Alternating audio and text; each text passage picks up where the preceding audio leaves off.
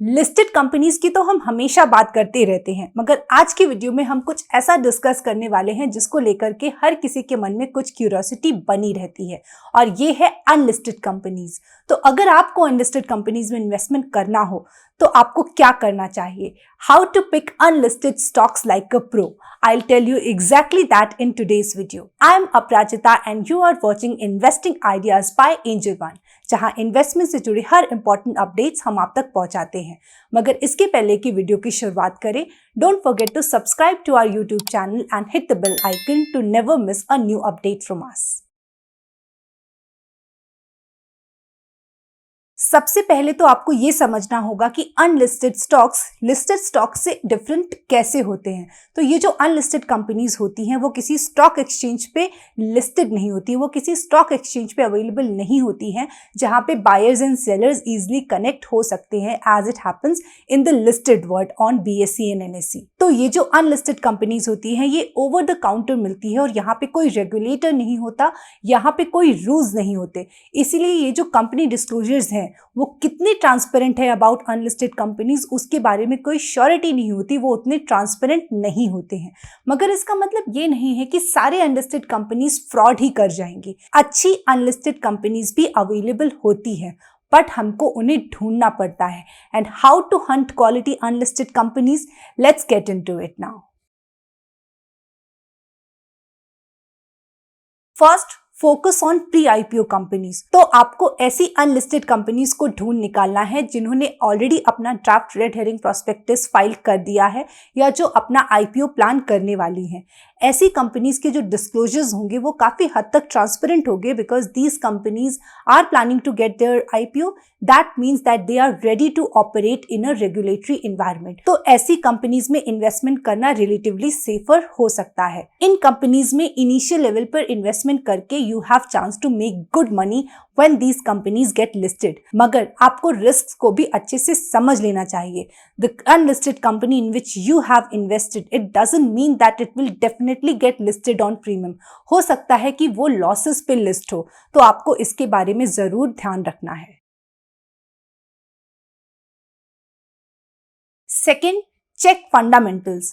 स्कर through the data as thoroughly as possible. और ऐसा भी हो सकता है कि कुछ अनलिस्टेड कंपनीज का बहुत ज़्यादा डेटा अवेलेबल नहीं होगा, मगर जितना भी डेटा अवेलेबल है आपको उसको अच्छे से रिसर्च करना है और भी ज़्यादा डेटा को फाइंड आउट करने की भी कोशिश करनी है। आपको उस अनलिस्टेड कंपनी के प्रोमोटर्स की डिटेल्स को भी ज़्यादा से ज़्यादा निकाल करके आपको उन प्रोमोटर्स के बारे में डिटेल में समझना ज़रूरी है। इसके अलावा वो कंपनी किस इंडस्ट्री में ऑपरेट कर रही है, उस इंडस्ट्री का पोटेंशियल समझना है और उस स्पेसिफिक कंपनी का क्या स्कोप है उस इंडस्ट्री में, उसको भी समझना है। There is no substitute to good fundamental research when it comes to investment, be it listed world or the unlisted world, and it is even more crucial when it comes to unlisted world.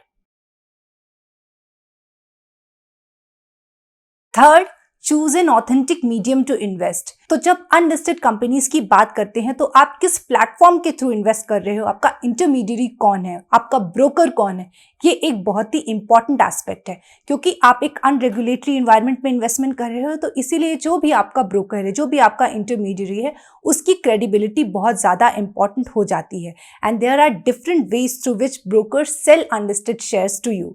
ये हो सकता है कि आप promoters या existing investors से directly आप उनके शेयर्स को खरीद रहे हो, या एम्प्लॉयज के पास जो एम्प्लॉय स्टॉक ऑप्शंस होते हैं, ESOPs, हो सकता है ब्रोकर आपको ESOP सेल कर रहा हो, तो आप वो भी खरीद करके अनलिस्टेड कंपनी में इन्वेस्टमेंट कर सकते हैं।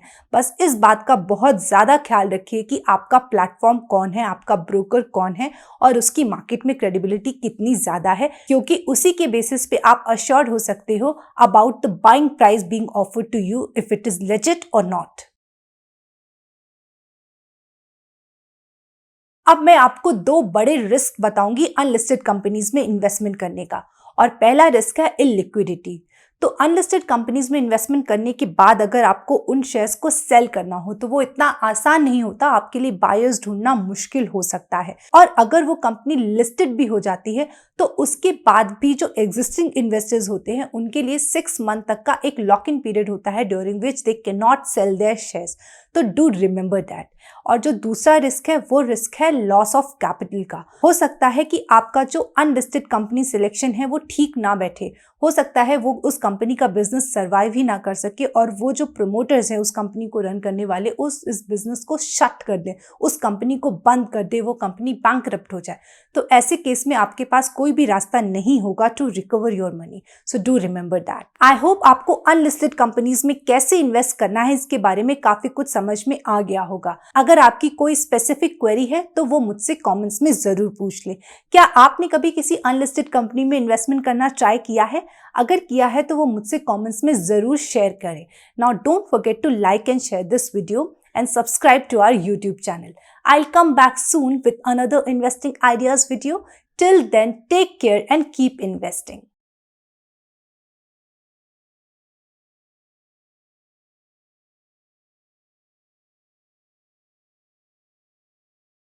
Investments in securities market are subject to market risks. Read all the related documents carefully before investing.